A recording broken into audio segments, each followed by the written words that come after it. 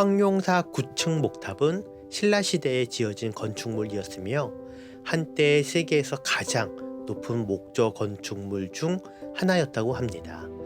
이 목탑은 일본의 건축 스타일과 불교 문화의 전파였고 많은 전설을 가지고 있어요. 황룡사 9층 목탑에 얽힌 전설에서 황금빛 용이 목탑을 지키는 전설입니다. 이 이야기는 목탑이 단순한 건축물이 아니라 신비로움과 신성함을 간직한 존재로 여겨졌음을 보여줍니다. 옛날 황룡사 9층 목탑이 완성되는 날 하늘에서 황금빛 용이 내려와 목탑 주위를 세 바퀴 돈 후 탑 꼭대기로 승천했다는 이야기가 전해집니다. 이 용은 탑을 지키는 수호신으로 목탑과 함께 신라의 번영을 상징했다고 합니다. 목탑이 그렇게 높고 웅장할 수 있었던 것은 바로 이 황금빛 용의 보호 덕분이라는 이야기가 세월을 거듭하며 전해져 내려오고 있습니다. 목탑 주변에는 신비한 이야기들이 많이 있습니다. 예를 들어 목탑이 있는 동안에는 신라가 큰 재난이 닥치지 않았다는 이야기가 있습니다. 사람들은 이를 목탑과 그 안에 거주한다고 여겨진 황금빛 용의 보호 덕분으로 여겼죠. 또한 탑 주변에서 기도를 하면 그 소원이 반드시 이루어진다고 믿었습니다. 이처럼 황룡사 9층 목탑은 단순한 건축물이 아니라 신라 사람들에게 희망과 안전의 상징이었습니다. 목탑이 화재로 소실된 후에도 사람들은 여전히 그 자리에 용이 남아 신라의 영광을 지키고 있다고 믿었습니다. 전설에 따르면 매년 특정한 날에는 황금빛 용이 목탑에 있던 자리에서 하늘로 올라가는 것을 볼 수 있다고 합니다. 이는 과거의 유대함과 번영을 기리며 언젠가 신라가 다시 그런 영광을 되찾을 것이라는 희망의 메시지로 해석됩니다. 일본에 전해진 이야기에 따르면 일본의 건축가와 승려들은 황룡사 9층 목탑의 건축 기술과 아름다움에 깊은 인상을 받았습니다. 이 목탑은 단순한 건축물을 넘어서 하늘에 이르는 다리와 같은 존재로 여겨졌고 이러한 관념은 일본에도 전달되었습니다. 신라의 고도인 경주에서 배운 건축 기술과 불교 사상은 일본으로 돌아간 승려와 건축가들에게 의해 일본 사찰 건축에 적용되었습니다. 황룡사 9층 목탑이 일본 건축에 끼친 영향은 단순한 기술 전달을 넘어서 동아시아의 문화적 교류와 상호 영향의 깊이를 상징합니다. 이 이야기는 두 나라 사이의 역사적 연결고리를 탐색하고 문화적 유산이 어떻게 국경을 넘어 영향을 미쳤는지 이해하는 데 중요한 역할을 합니다. 신라의 황룡사 9층 목탑과 같은 건축물은 단순히 그 자체로의 가치뿐만 아니라 문화적 교류의 매개체로서의 역할도 함께 평가받아야 합니다. 신라와 일본 사이의 문화적 교류는 불교 전파를 통해 시작되었습니다. 불교가 신라를 통해 일본으로 전해지면서 불교와 관련된 건축물의 건축 기술과 스타일도 함께 전파되었습니다.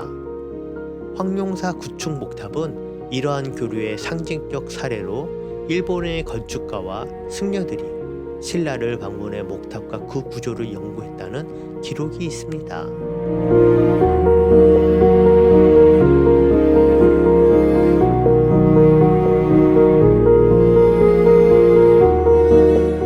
보문단지 내에 위치한 보문정에는 여러 재미있고 흥미로운 이야기들이 전해져 내려옵니다.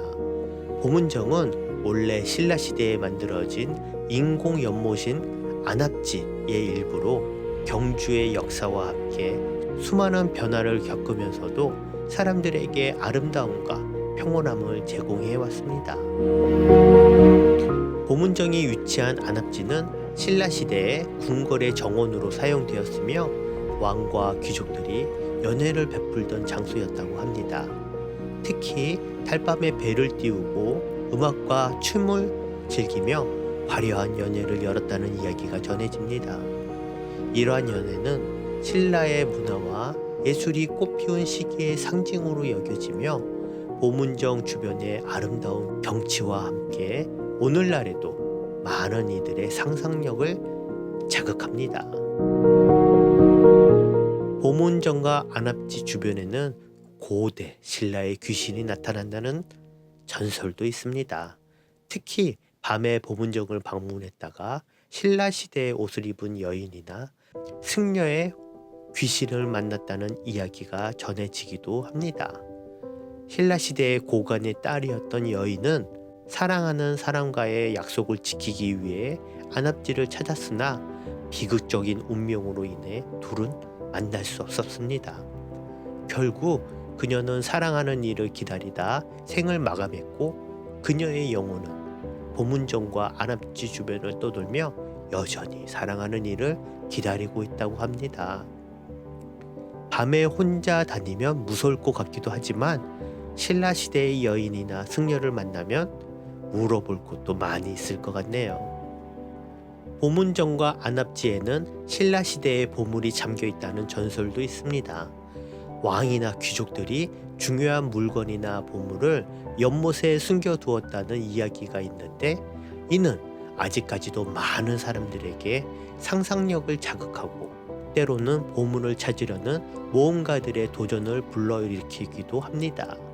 실제로 안압지 발굴 작업에서 다양한 유물이 발견되기도 했어요. 전설 속의 보물은 아직도 보문정 어딘가에서 잠자고 있을 것 같네요.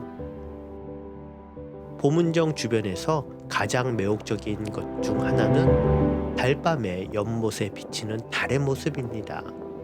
신라시대부터 사람들은 이 경치를 즐기며 시를 짓고 노래를 불렀다고 합니다.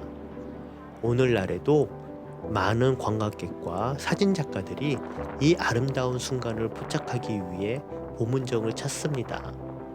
달빛 아래에서 보문정과 안압지의 모습은 경주의 역사와 문화, 자연의 아름다움이 어우러진 한 폭의 그림과도 같습니다. 봄이 찾아온 보문단지에는 활기가 넘쳐 흐릅니다. 놀이동산의 다채로운 놀이기구들이 봄 기운을 타고 마치 춤을 추는 듯한 모습을 보여주고 있어요. 롤러코스터의 구조물은 마치 꽃잎을 따라 흩날리는 벚꽃처럼 보이네요. 놀이기구들의 곡선과 루프는 봄바람을 타고 나부끼는 꽃잎과 어우러져 마치 자연과 기계가 하나의 시를 쓰는 것 같은 인상을 줍니다. 놀이공원의 바쁜 모습, 사람들의 웃음소리와 기대감이 가득 찬 비명소리는 멀리 호수 위를 가로지르는 바람과 함께 전해집니다. 산책로에는 벚꽃이 만개하여 방문객들에게 봄의 정취를 선사하고 그 풍경은 공원의 활기찬 에너지와 조화를 이룹니다. 주차장에는 방문객들로 가득 차 있으며 놀이공원의 매력에 이끌린 사람들로 북적이는 모습을 담고 있습니다. 봄날 노을이 깔린 하늘 아래 놀이동산의 롤러코스터는 마치 금빛으로 새겨진 듯 반짝입니다. 벚꽃이 만발한 나무들 사이로 높이 솟은 놀이기구의 윤곽이 드러나면서 마치 봄의 생명력을 그대로 담아낸 듯한 생동감을 보여줍니다. 놀이동산에서의 환희회의 비명소리는 잠시 멈추고 노을 속으로 서서히 잠겨가는 태양에 얼굴을 기울입니다.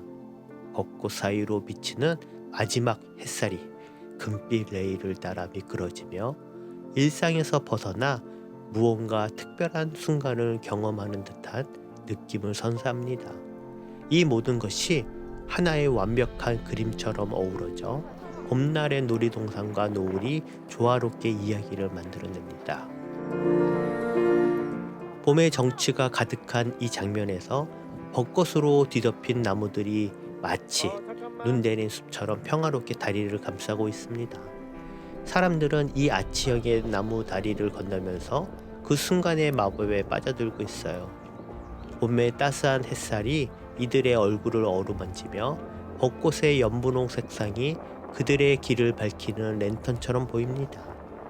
다리 위의 사람들은 삶의 바쁜 흐름에서 잠시 벗어나 자연의 아름다움과 봄의 재생에 몸과 마음을 맡기고 있습니다.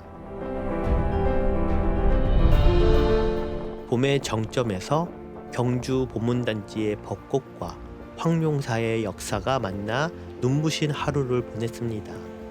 황룡사에 장엄했던 자리는 이제 벚꽃의 파노라마로 옛 이야기들을 꽃잎에 새기며 속삭였죠.